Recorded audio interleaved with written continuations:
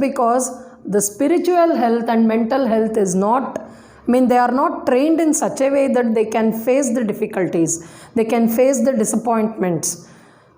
So there the mental health is deteriorated. Right from childhood, you have to train the children in such a way that they have to be calm, they can face anything, so that their mental well-being will be okay. And physical well-being, the food what we intake should be good. That's how you will get the physical well-being. And then social, like how we mix, how we behave in the society, how we behave with our friends, relatives, everything, that also counts. And spirituality, it is different in different areas, like what we believe. Spirituality, meditation, yoga, all that comes under spirituality. That is all needed because of the mental well-being, and also how our behavioral habits, everything. So person, not merely the absence of disease or infirmity. This definition is by WHO, World Health Organization, but thousands of years back, Sushruta, he says, Samadosha Samagni, can you understand Sanskrit? Samadosha Samagnischa Samadhatu Malakriyaha Prasannatmendriya Manaha Swastha Ityabhidiyate. Samadosha, the three doshas, Vata, Pitta and Kapha. These are the three pillars of Ayurveda. So whatever we talk, whatever we do, whatever disease we treat, whatever we do, it is based on Vata, Pitta and Kapha. And Samagni. Agni is, what is Agni? Digestive fire.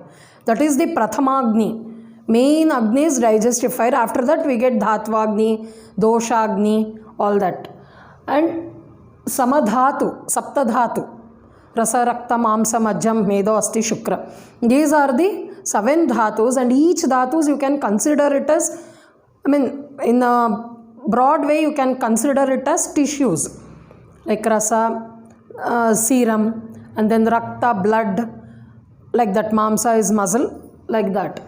All these dhatus should be in an equilibrium. Malakriya, defecation, urination, sweating, even that should be normal. If you don't pass stools or if you don't pass urine in a proper way, you will not be happy. Prasanna Atma Indriya. Prasannata, that is calmness.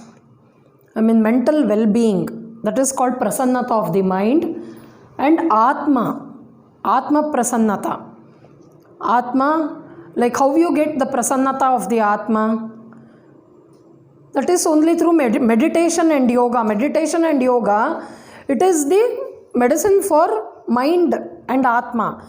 But what medicines we take is for the body. Manaha swastha ityabhidiyate. This definition of WHO came very recently. Spiritual well-being was added some 30 or 40 years back. But this swastha, Prasannatmendriya Manas swastha, it was written thousands of years ago. Without prasannata of manas, indriyas are the sense organs, and manas, you don't get the health. So if you have to achieve all this, everything, whatever we do, right from morning 4 o'clock you have to get up, that is dinacharya.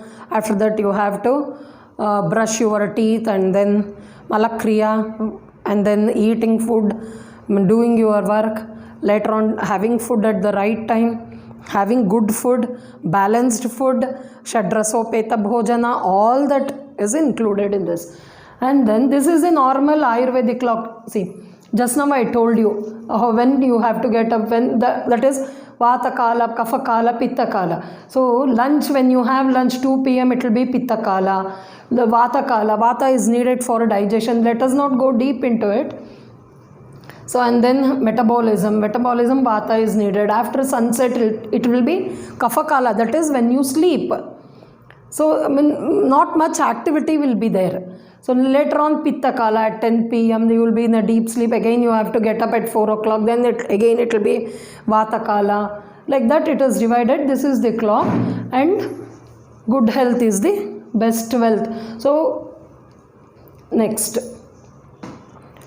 like to get good health, what food you take is very important. In Bhagavad Gita, it says, Annad bhavanti bhutani parjanyad anna sambhavaha. Annad bhavanti bhutani. What do you mean by that?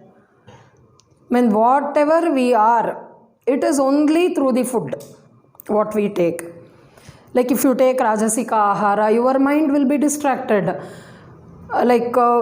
You see terrorists, what food they take, why their mind are trained like that. So if you take Satvika Ahara, your mind will be Satvik. So then how the evolution of humans, like prehistoric humans, they depended mainly on nature. Whatever they used to get from nature, whether it is non-vegetarian or vegetarian, whatever they used to get from nature directly they used to take. Slowly, there was changes, like they invented Agni. Like you have a story for that, rubbing two stones, there was fire, and that's how they started cooking. They came to know all sorts of food, like they started growing crops. All that, it comes in the evolution of mankind. So these ancient food habits, they used to take according to seasons. Like in summer, you can take ice cream, cold foods, fruit juices, drinks, whatever it is. And in cold season, you can't take ice creams. You have to take hot food. The food should be very hot. Even actually according to Ayurveda, even in summer you have to, the lunch or the dinner what we take, it should be hot.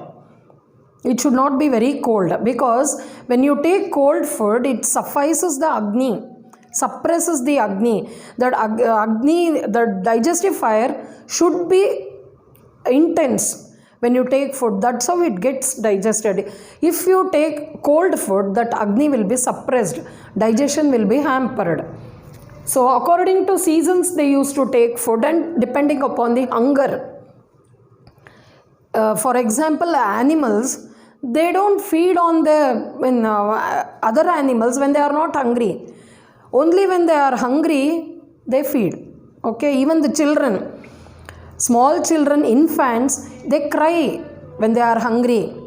But as they grow up, even if they are not hungry, they take food.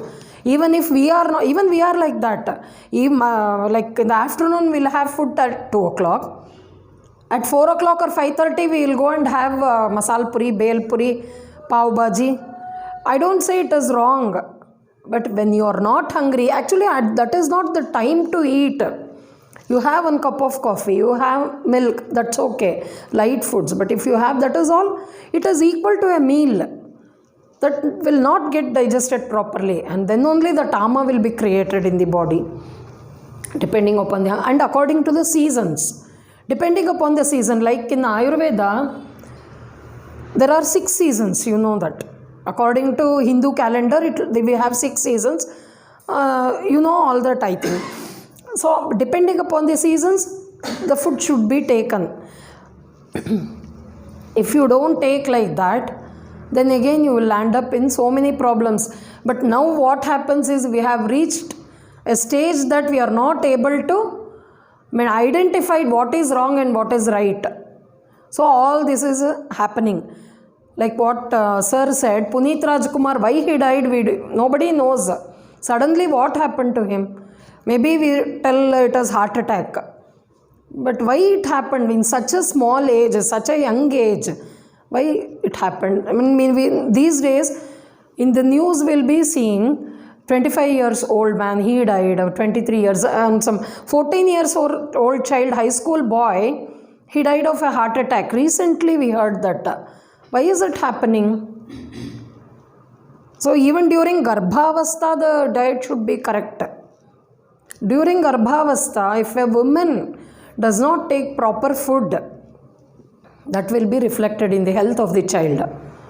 So we have Garbhini Charya for that. During Garbhini Charya, what should be taken, what not should be taken. So even that should be given importance. So as civilization, there will be changes in lifestyle, changes in food habits.